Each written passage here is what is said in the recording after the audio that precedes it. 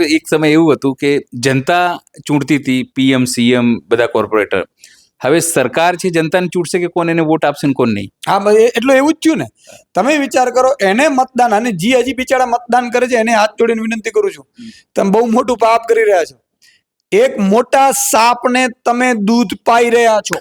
ભાજપને મત જે આપી રહ્યા છે કાર્યકર્તાઓ છે ને, એના ઘરે ભાજપ આવશે. એનો વારો નથી આવ્યો આજે એના ઘરનો ડિમોલેશનમાં વારો નથી આવ્યો, એના દીકરાનો નોકરીમાં પેપર ફૂટવામાં વારો નથી આવ્યો, અથવા દીકરીને ભાજપનો નેતાની દીકરી ઉપર બળાત્કાર કરીને પછી ફરિયાદ કરવા જશે તો ફરિયાદ નહીં લે. યાદ રાખજો તમે. અને ત્યારે એને અફસોસ હતો કે મારી ફરિયાદ નથી લેતા, મારી દીકરીને છેડતી કરી, બળાત્કાર કર્યો, મારી દીકરીના સરઘસ કાઢ્યા. પણ ત્યારે એને મોડું થઈ ગયું છે, એનું નામે કમી થઈ ગયું છે.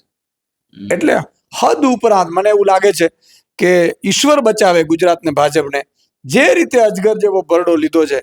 અમે માની લો કે અમે ફૂટી નથી રહ્યા, એની સામે લડીએ છીએ, બરાબર, તો આ રીતે અમને હરાવવાની કોશિશ કરશે. પણ મારે ગુજરાતની જનતાને વિનંતી કરવી છે કે તમે જાગો. તમારો મત કાપવા માટે ભાજપના લોકો મેદાને ઉતરી આવ્યા છે.